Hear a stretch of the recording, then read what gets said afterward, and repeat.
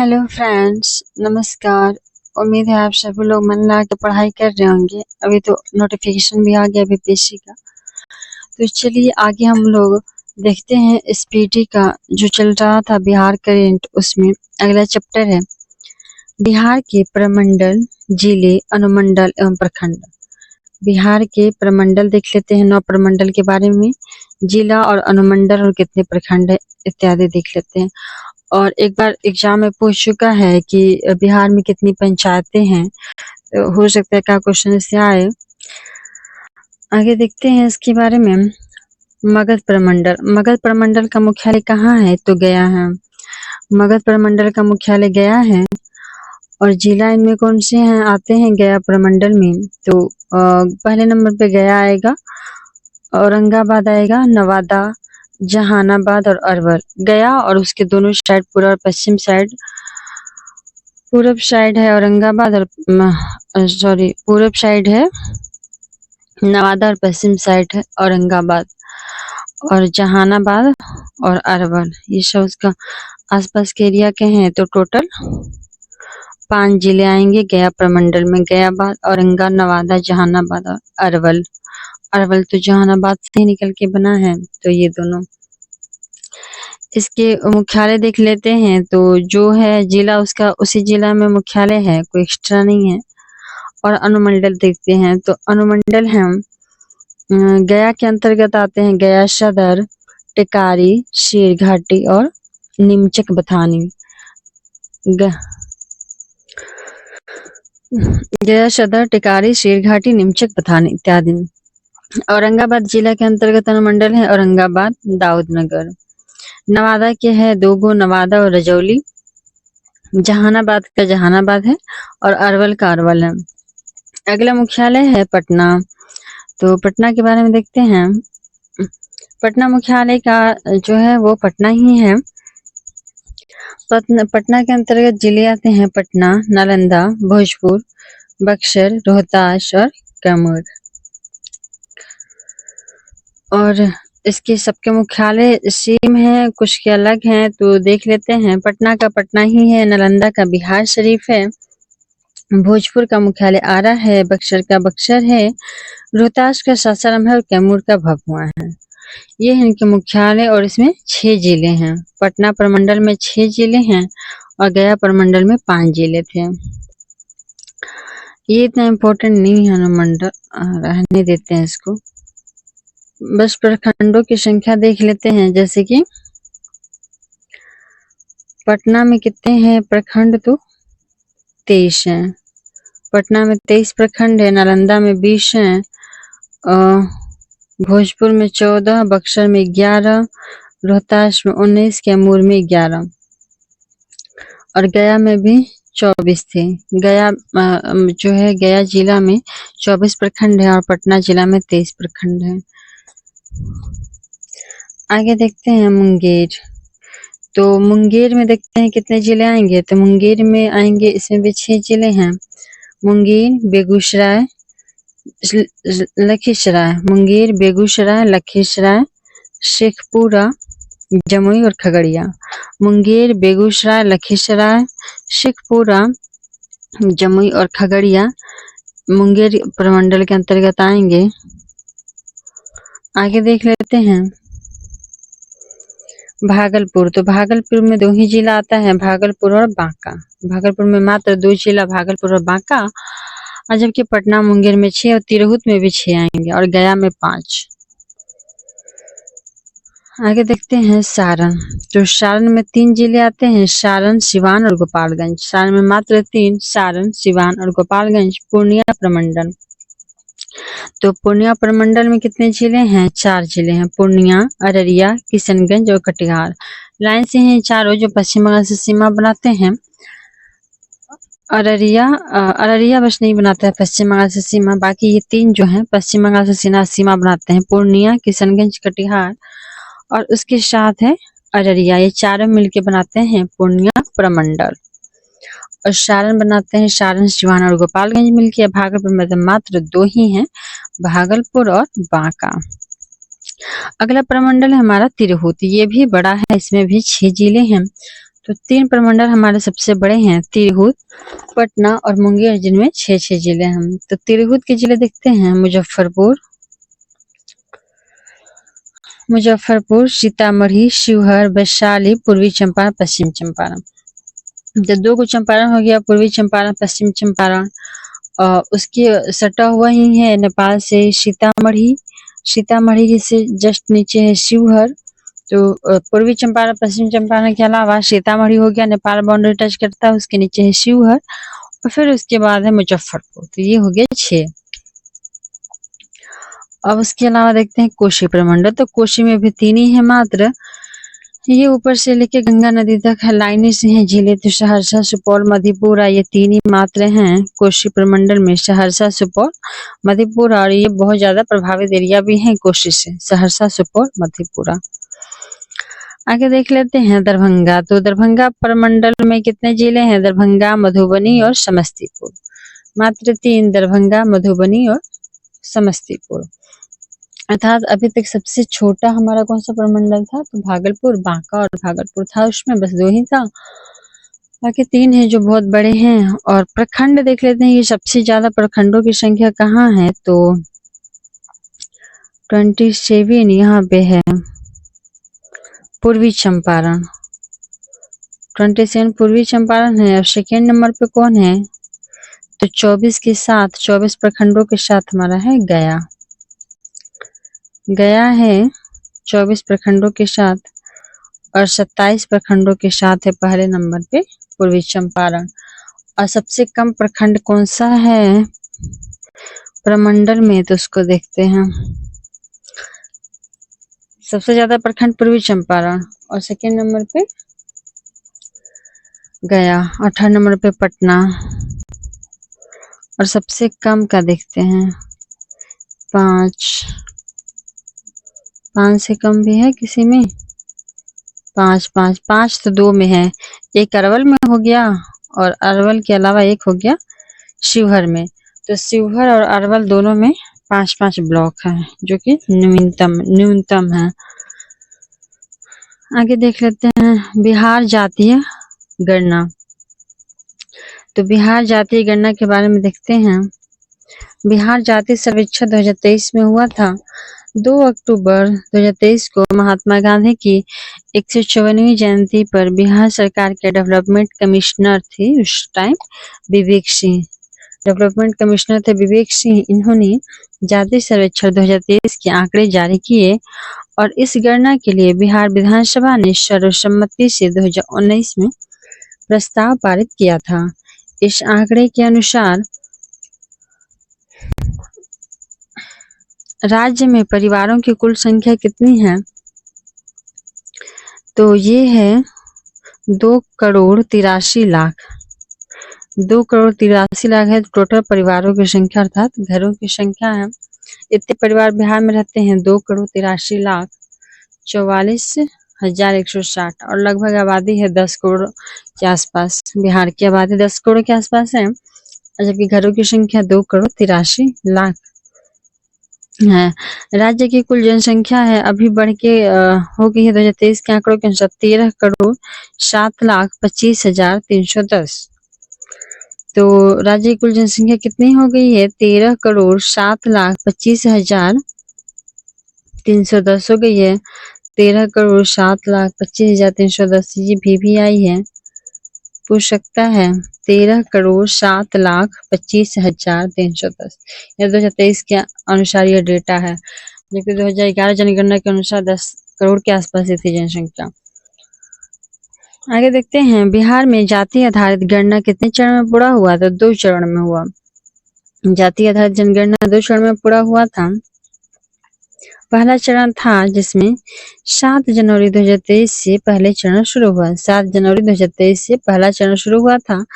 इसमें राज्य के सभी घरों की संख्या गिना गया और दर्ज किया गया, और सभी घरों की संख्या गिना गया, दर्ज किया गया 7 जनवरी से, और प्रथम चरण 21 जनवरी 2023 को समाप्त हो गया। दूसरा चरण स्टार्ट होता है 15 अप्रैल 2023 से, और इसमें दूसरे चरण में घरों में रहने वाले व्यक्तियों, उनकी जाति,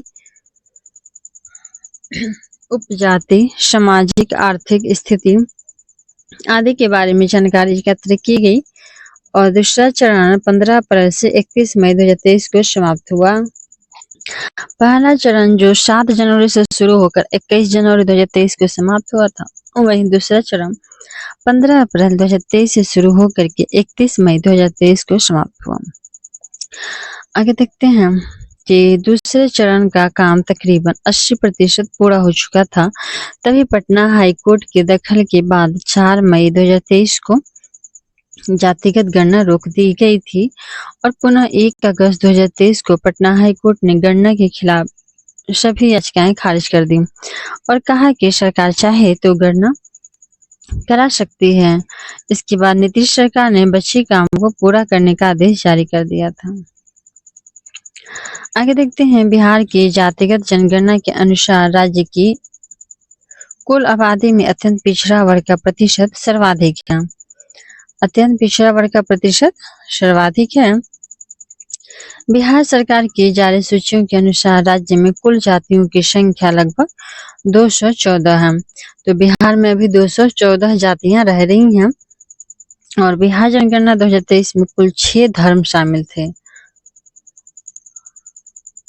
214 जातियां हैं और 6 धर्म हैं बिहार में। बिहार के जाति सर्वेक्षण के अनुसार कुल आबादी में सबसे अधिक आबादी हिंदू धर्म की है और सबसे कम आबादी जैन धर्म के लोगों की है। बिहार की जाति सर्वेक्षण 2023 के अनुसार अन्य पिछड़ा वर्ग और अति पिछड़ा वर्ग संयुक्त रूप से राज्य की कुल आबादी का 63% है। अन्य पिछड़ा वर्ग और अति पिछड़ा वर्ग बीसी और ईबीसी मिला करके कुल आबादी का कितना है 63% है। भारत में अंतिम बार जाति आधारित जनगणना हुआ था 1931 में। अंतिम बार 1931 में हुआ था और फिर 2023 में कराया गया था। बिहार की जातिगत जनगणना के अनुसार सर्वाधिक जनसंख्या वाली जाति जो है वो है यादव। अगला पॉइंट है बिहार जाति आधारित जनगणना के आंकड़े जारी करने वाला भारत का पहला राज्य भी बन गया है। ऐसे के साथ भारत का पहला राज्य जो जनगणना जाति आधारित कराने वाला बिहार को मिल गया है इसका। आगे देखते हैं कि बिहार में जाति गणना रिपोर्ट 2023 का विवरण दिया गया है। कितना प्रतिशत किस वर्ग के लोग हैं, तो पिछड़ा वर्ग के लोग हैं 27%। पिछड़ा वर्ग के लोग हैं 27%, 27.12%। अति पिछड़ा वर्ग के हैं 36.01%, जो कि सबसे ज्यादा है बिहार में। पिछड़ा वर्ग के हैं 27.12% और अति पिछड़ा वर्ग के हैं 36.01%। वहीं अनुसूचित जाति के हैं कितने प्रतिशत, 19.65%। अनुसूचित जाति एससी के हैं 19.65% और अनुसूचित जनजाति के लोग हैं 1.68%। सामान्य वर्ग जनरल के लोग हैं बिहार में 15.52%। तो इसको फिर से देखते हैं। पिछड़ा वर्ग है 27.12%, अति पिछड़ा वर्ग ईबीसी है 36.01%, एससी है 19.65%, एसटी है 1.68% और जनरल है 15.52%। आगे देखते हैं बिहार में जातिगत आबादी। तो किस जाति की कितनी आबादी है उसको देखते हैं। तो सबसे ज्यादा बिहार में यादवों की आबादी सबसे अधिक है, लगभग 14.26%। यादव की संख्या है बिहार में 14.26%। सेकंड नंबर पर रविदास आते हैं मोची, तो इनकी जनसंख्या है 5.25% और यादव की जनसंख्या है इन लोगों की 14.26% और रविदास की जनसंख्या है 5.25%। थर्ड नंबर पे कुशवाहा कोरी का नंबर आता है और इनका आबादी है 4.21%। चौथे नंबर पे ब्राह्मण हैं 3.67%, राजपूत हैं 3.45%। उसके बाद मुसहर 3.08%, भूमिहार 2.86%, कुर्मी 2.87%, तेली 2.81%, मलाह 2.60%, बनिया 2.31%, कुम्हार 1.40%, सुनार 0.68% और कायस 0.60। तो सबसे निचले पायदान वाले और सबसे ऊपर वाले ही इम्पोर्टेंट होते हैं एग्जाम से, बाकी ज़्यादा नहीं। तो सबसे निचले पायदान पे कायस्थ हैं। कायस्थ जाति जो जनरल में आता है तो ये है 0.60%। सुनार जाति भी है 0.68%। नीचे से सेकंड नंबर पे, ऊपर से 1 2 3 तक याद कर लेते हैं बस। पहले नंबर पे यादव, दूसरे नंबर पे रविदास या मोचिया, तीसरे नंबर पे कुशवाहा कोहली। बस आगे देख लेते हैं अब। आगे है कि धार्मिक आधार पे बिहार में जनसंख्या। तो धार्मिक आधार पे बिहार में जनसंख्या का आबादी देखते हैं। तो बिहार में 6 धार्मिक धर्म मिले थी, जिनमें सबसे अधिक आबादी है हिंदू धर्म की 81.99%। 81.99% हिंदू आबादी है। मुस्लिम आबादी है 17.70%। मुस्लिम आबादी है 17.70%। ईसाई का आबादी है 0.05%। ईसाई आबादी है 0.05%। सिख आबादी है 0.011। ईसाई आबादी है बिहार में 0.05%। सिख आबादी है 0.11%। बौद्ध आबादी है 0.0851% और जैन आबादी है 0.009%। अर्थात सबसे कम आबादी है बिहार में जैन की, और कितना है तो 0.00096 मतलब 96%। और हिंदू आबादी सबसे ज्यादा है, कितना है तो 81.99%। आगे देखते हैं अन्य धर्म। तो अन्य धर्म में भी हैं लोग 0.12%। जैन धर्म के से तो संख्या है लोग की ज्यादा है अन्य धर्म वालों की 0.12%। ईसाई धर्म भी है ठीक ठाक 0.05%। सिख भी हैं 0.01%। बौद्ध 0.08 और जैन 0.009। आगे देखते हैं बिहार आर्थिक सर्वेक्षण 2023-24। तो बिहार आर्थिक सर्वेक्षण 2023-24 को जानते हैं। बिहार की आर्थिक स्थिति। तो बिहार के वित्त मंत्री सम्राट चौधरी ने 12 फरवरी 2024 को बिहार का 18वां आर्थिक सर्वेक्षण 2023-24 पेश किया। बिहार के वित्त मंत्री सम्राट चौधरी 12 फरवरी 2024 को इन्होंने क्या किया तो आर्थिक सर्वेक्षण पेश किया। और कौन सा नंबर का था आर्थिक सर्वेक्षण, तो ये था 18वें नंबर के। 2023-24 में वर्तमान मूल्य पर बिहार का सकल राज्य घरेलू उत्पाद जीएसडीपी 15.5% से बढ़ के 7.5 लाख करोड़ हो जाने का अनुमान है। अर्थात जो हमारा सकल राज्य घरेलू उत्पाद है उसमें बढ़ोतरी हुई है। और कितना अनुमान है तो अनुमान है 7.5 लाख करोड़ का। और ये कितना प्रतिशत से बढ़ोतरी हुई है तो जीएसडीपी में बढ़ोतरी हुई है 15.5% से। अगला पॉइंट है कि 22-23 में राज्य के अर्थव्यवस्था का आकार। राज्य सकल घरेलू उत्पाद स्थिर मूल्य पर 3,99,000 करोड़ से 3,99,930 करोड़ से 10.60% बढ़ करके कितना हो गया तो 4,42,000। 3,99,000 से बढ़ के 4,42,000 हो गया अर्थव्यवस्था का आकार। और कितना प्रतिशत से वृद्धि हुआ है तो 10.64% से। हमारा इकोनॉमी में 10.64% से वृद्धि हो गया। और इकोनॉमी बिहार की कितनी हो गई है तो 4,42,000, जो पहले कितनी थी 3,99,000 थी। जबकि जीएसटी भी कितना का हो गया है, तो 7.5 लाख करोड़ का। आगे देखते हैं 2022-23 में बिहार का जीएसटीपी वर्तमान मूल्य पर कितना है, तो ये है 7,51,396 करोड़ और वृद्धि इसमें हो गया है 15.5%। तो जीएसटीपी में वृद्धि 15.5% और वर्तमान मूल्य पे है, जबकि स्थिर मूल्य पे कितना था, तो 4,42,472 करोड़, 4,42,472 करोड़, वृद्धि हुआ है 10.6% का। अगला है कि 2022-23 में बिहार का निवल राज्य घरेलू उत्पाद एनएसटीपी। तो 22-23 का एनएसटीपी देख लेते हैं। नेट जो होती है ना, मतलब शुद्ध हमारा कितना हुआ था घरेलू उत्पाद,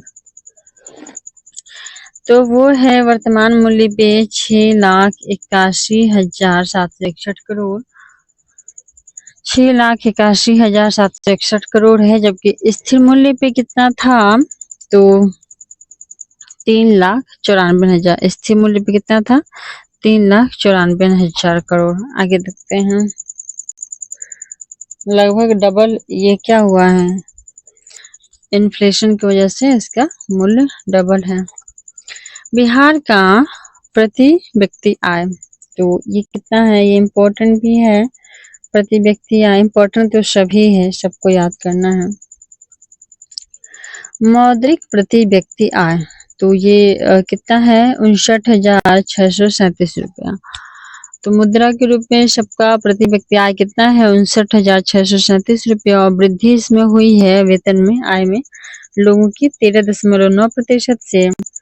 वास्तविक प्रति व्यक्ति आय है कितना है, तो 35,119 रुपया और इसमें वृद्धि हुआ है 9.07% से। सबसे अधिक प्रति व्यक्ति आय वाला जिला कौन है, तो पटना है, लगभग 1,14,000 रुपया है और न्यूनतम प्रति व्यक्ति वाला आय है शिवहर 18,980 रुपया। तो फिर से देखते हैं प्रति व्यक्ति आय को, तो मौद्रिक प्रति व्यक्ति आय है 59,000 रुपया, ऐसे मोटा मोटा याद करना है। मौद्रिक प्रति व्यक्ति आय है 59,000 रुपया और वास्तविक प्रति व्यक्ति आय है 35,000 रुपया। जबकि मौद्रिक में वृद्धि हो गया 13.9% और वास्तविक में वृद्धि हुआ है 9.07%। और सबसे अधिक आय है पटना का और सबसे कम है शिवहर का। आगे देखते हैं, बिहार के 3 सबसे संपन्न जिला। तो बिहार के 3 सबसे संपन्न जिले में कौन से हैं, देखते हैं। तो पटना तो पहले नंबर पे है, ये है। सेकंड नंबर पे है बेगूसराय और थर्ड पे है मुंगेर। तो सबसे समृद्ध में पटना, पटना के बाद बेगूसराय और बेगूसराय के बाद मुंगेर। और दूसरी और 3 गरीब सबसे जिले कौन हैं, तो ये हैं शिवहर, अररिया और सीतामढ़ी। तो सबसे गरीब है शिवहर और शिवहर के बाद अररिया, अररिया के बाद सीतामढ़ी। सबसे जो गरीब है उसमें है शिवहर, शिवहर के बाद है अररिया और अररिया के बाद है सीतामढ़ी। आगे देख लेते हैं, बिहार राज्य में की अर्थव्यवस्था में विभिन्न क्षेत्र का हिस्सा, कि कौन सा क्षेत्र अपना कितना योगदान देता है। तो प्राथमिक क्षेत्र 20%, द्वितीय क्षेत्र 20%, तृतीय क्षेत्र 60%, जो कि सबसे अधिक है। अर्थात जो कृषि संबंधित है वो मात्र 20% और द्वितीय क्षेत्र जो औद्योगिक है वो 20% और तृतीय क्षेत्र जो है तो वो क्या है, सबसे ज्यादा है 60%, क्योंकि यहाँ पे मानव बल ज्यादा है और सेवाएं मानव बल के द्वारा ही दी जाती हैं। तो तृतीय क्षेत्र 60% सबसे ज्यादा है। और वृद्धि इसमें हुआ है तो कितना हुआ है, तो वृद्धि प्राथमिक में हुआ है 6.7, द्वितीयक में 6.8 और सबसे ज्यादा तृतीयक में 13.0% हुआ। आगे देखते हैं कि प्राथमिक क्षेत्र से सकल राज्य घरेलू उत्पाद की वृद्धि में फसल क्षेत्र का 9.9%, पशुधन का प्राथमिक क्षेत्र में जो 20% योगदान है वो उसमें भी किसका कितना हिस्सा है, तो 9.9% हो गया फसल क्षेत्र, और पशुधन 6.6%, 6.6%, मत्स्य एवं जल कृषि ये बहुत कम है 1.8%, वानिकी एवं काष्ठ निर्माण का कार्य जो है 1.6%, इसमें भी सबसे ज्यादा कृषि का है प्राथमिक क्षेत्र में। आगे है द्वितीय क्षेत्र में, विनिर्माण क्षेत्र में 8.7% एवं निर्माण क्षेत्र में 9.4%। तो कंस्ट्रक्शन का ये काम है और ये उत्पाद बनाएगा, तो उत्पाद बनाने का बहुत काम हो गया, बहुत कम है योगदान 8.7% और ये 9.4%। आगे देखते हैं हम कि तृतीय क्षेत्र में व्यापार एवं मरम्मत सेवाओं में 15.8% और संचार एवं सेवाओं में 10.7%। तो संचार वगैरह में और सेवा में 10.7% का योगदान है और व्यापार मरम्मत में 15.8। आगे देखते हैं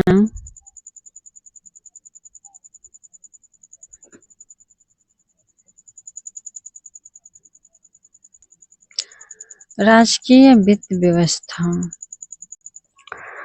तो आगे देखते हैं कि 2022-23 में कुल व्यय जो वो किया गया था वो कितना था, तो 2.32 लाख करोड़ रुपया खर्च किया गया था, जो लगभग इसमें वृद्धि हुआ है खर्च में पिछले ईयर की तुलना में, तो कितना हो गया है 20.1%।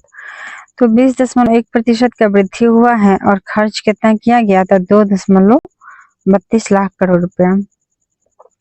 राजस्व व्यय कितना था, तो 1.84 लाख करोड़ का, और पूंजीगत व्यय कितना था, तो 0.48 लाख करोड़। राजस्व पूंजीगत व्यय अर्थात कि कंस्ट्रक्शन का काम कुछ बनाना,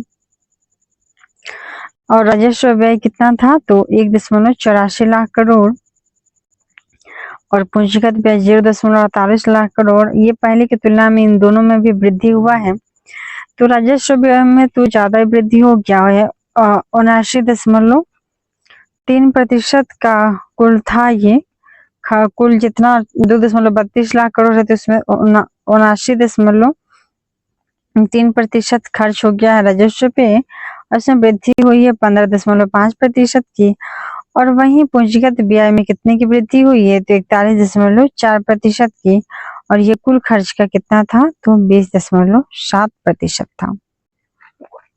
कुल व्यय हुआ है 2022-23 में 2.32 लाख करोड़ रुपए, और जो खर्च का था उसमें एस्टिमेटेड किया गया था उसमें वृद्धि हुआ है 20.1% का, और राजस्व व्यय में हुआ है 1.84 लाख करोड़ और पूंजीगत व्यय में हुआ है 0.48 लाख करोड़। और सबसे अधिक राजस्व खर्च किसमें हुआ है, तो सामाजिक सेवा में हुआ है, और जिसमें 48% खर्च हुआ है, जो पहले की तुलना में 16.1% की वृद्धि के साथ, और दूसरा सबसे अधिक खर्च हुआ है आर्थिक सेवा में 39,598 करोड़ रुपया। आगे देखते हैं कि 2022-23 में कोई प्राप्ति कितना हुआ था, तो प्राप्ति हुआ था 2.21 लाख करोड़, और खर्च कितना हुआ, तो 2.32 लाख करोड़, अर्थात प्राप्ति से थोड़ा ज्यादा खर्च हो गया।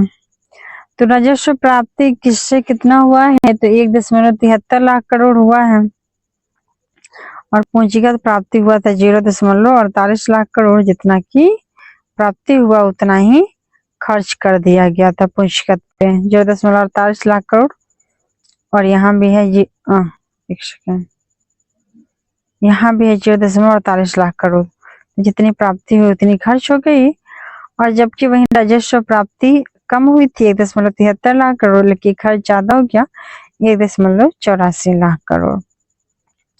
और सबसे अधिक राजस्व प्राप्ति कहाँ से होता है, तो ये होता है टैक्सेस से, कर से, और कितना होता है टैक्सेस से राजस्व प्राप्ति, तो 80.8%।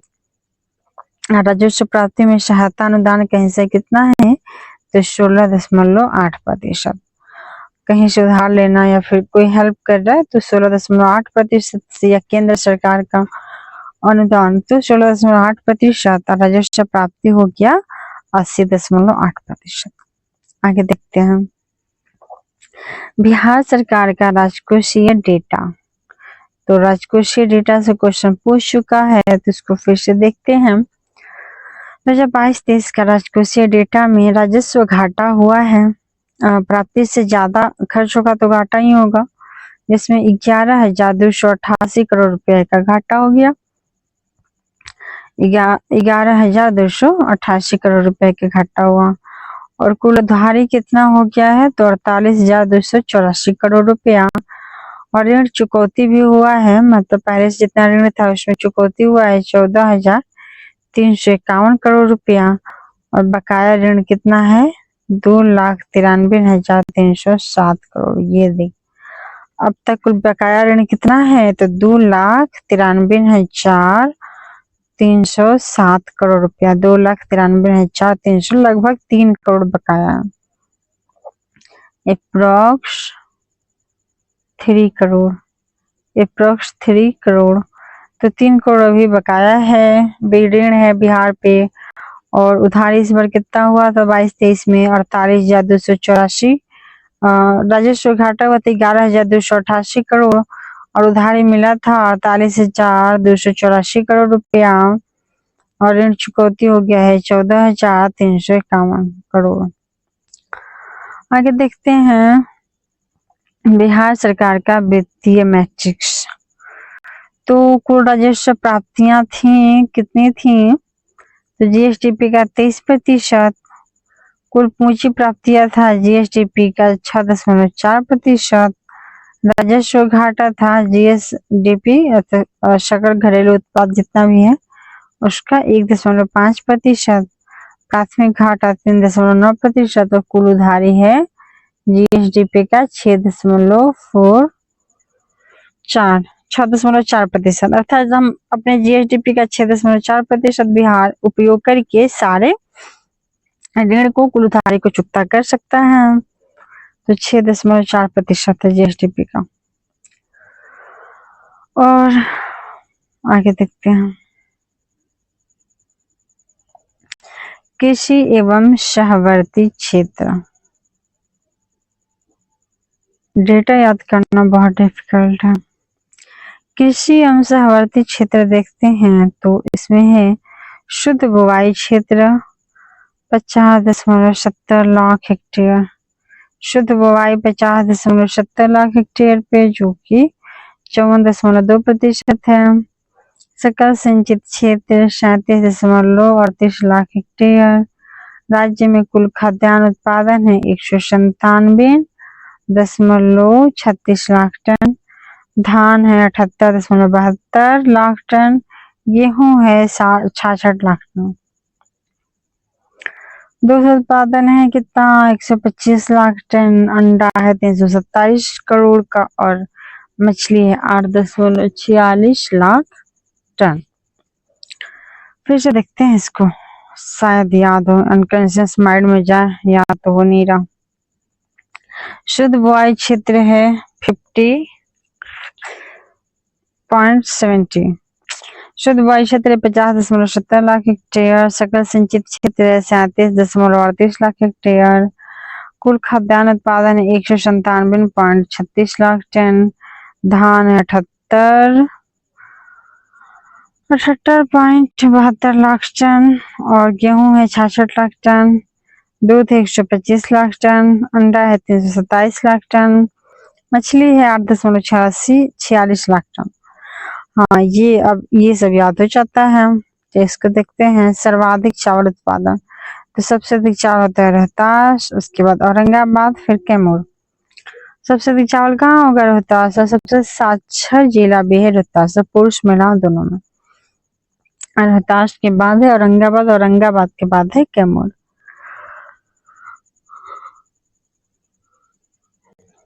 आगे देखते हैं गेहूं। तो गेहूं में भी है रोहतास, रोहतास के बाद है कैमूर। बस 2 काफी है। चावल में सबसे ज्यादा रोहतास, उसके बाद औरंगाबाद। गेहूं में सबसे ज्यादा रोहतास, उसके बाद कैमूर। सबसे अधिक दालें तो सबसे अधिक दाल होता है कहाँ? पटना में, पटना के बाद औरंगाबाद में, फिर नालंदा। तो पटना और औरंगाबाद में सबसे अधिक दालें होती हैं। आगे देखते हैं, राज्य में गन्ना का उत्पादन कितना लाख टन है? तो 214.76 लाख टन है गन्ना का उत्पादन, 214.76 लाख टन। ऊर्जा की कुल खपत कितनी है? तो 3,78,000 करोड़ रुपया, यूनिट रुपया बोल रहे। ऊर्जा की कुल खपत है 3,78,000 करोड़ यूनिट। 2023-24 में हर खेत तक सिंचाई के लिए 200 करोड़ रुपया आवंटित किया गया था। हर खेत तक सिंचाई के लिए 200 करोड़ रुपया का आवंटन हुआ था। फाइनेंशियल ईयर 23 जैविक कॉरिडोर योजना के तहत 3,962.67 लाख रुपए खर्च हुए। चावल, गेहूं और मक्का। अगला पॉइंट है कि चावल, गेहूं और मक्का के उत्पादन और उत्पादकता में उपलब्धि के लिए राज्य को 5 कृषि कर्मण पुरस्कार मिला है, क्योंकि बिहार ने चावल, गेहूं और मक्का में तरक्की किया है, इसलिए इसको क्या मिल गया? 5 कृषि कर्मण पुरस्कार, 5 कृषि कर्मण पुरस्कार मिला। और 2023 में जैविक कॉरिडोर योजना भी बनाया गया, यहाँ पे मतलब उसके लिए खर्च निकाला गया है। अगला है उद्यमिता क्षेत्र।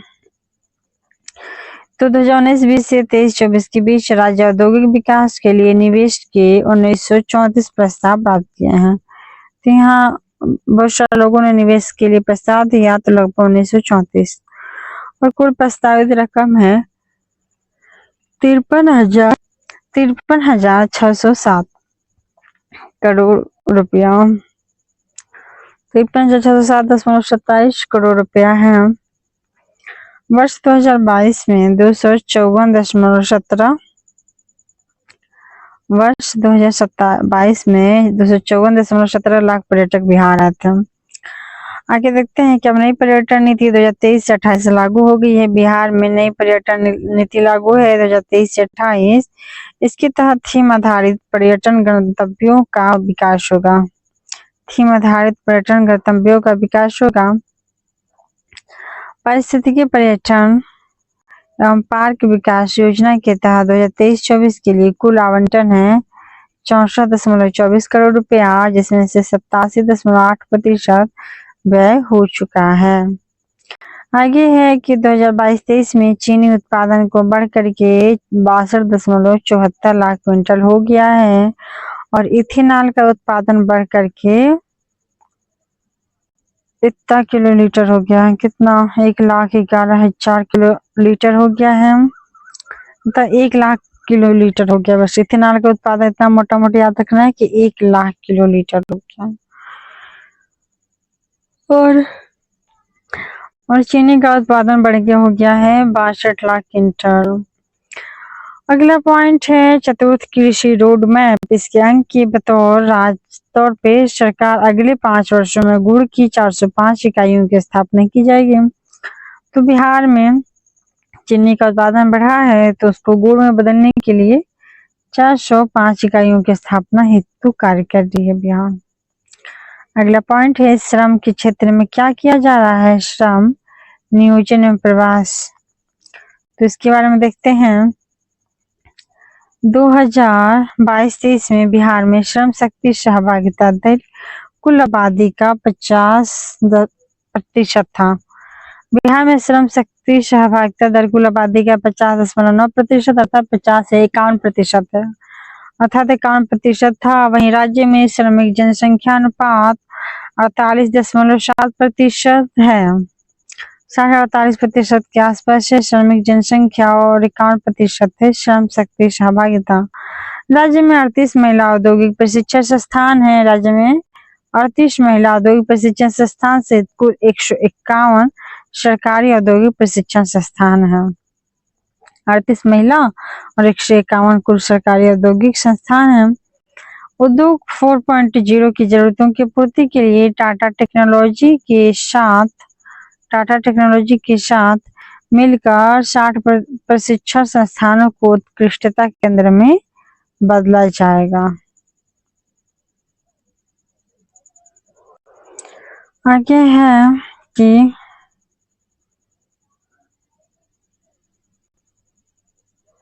कहाँ थे हम लोग।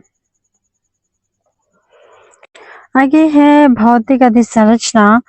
तो निर्माण, परिवहन, संचार, व्यापार एवं होटल क्षेत्रों का बिहार की अर्थव्यवस्था में संयुक्त रूप से 37% हिस्सा है।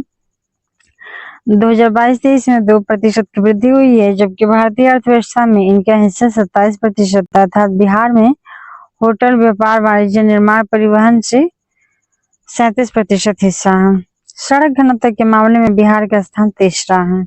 सड़क घनत्व के मामले में जितना एरिया उस पर सड़कों का जाल बिछा है, उस नंबर में बिहार तीसरे पे है। बिहार तीसरे पे ही अच्छी बात है। कैलेंडर वर्ष 2022 में मोटर वाहनों के निबंधन के मामले में देश में उत्तर प्रदेश और महाराष्ट्र के बाद बिहार का स्थान है। उत्तर प्रदेश, महाराष्ट्र के बाद बिहार है मोटर वाहनों में तीसरे नंबर पे, और सड़कों के जाल में भी तीसरे नंबर पे। आगे है ग्रामीण विकास। तो इसमें देखते हैं कि 22-23 में 38 जिलों में 167 लाख जॉब कार्ड उपलब्ध कराए गए, और 22-23 में गृह स्थल योजना के तहत 95,075 परिवारों के बीच 4,753.75 एकड़ जमीन वितरित की गई। कुल बजट आवंटन था 7,355 करोड़। मुख्य हो गया, ये तो खत्म। गृह स्थल योजना के तहत 95,000 परिवारों को जमीनें दी गई हैं कुछ, और उनके लिए बजट भी था। तो कितना डाटा है, 4,753, नहीं 4 लाख है ना, 4 लाख जमीन दिया गया था, एकड़ 4 लाख एकड़। 95,000 परिवार को 4 लाख एकड़, 95,000 परिवार को 4 लाख एकड़ जमीन दिया गया।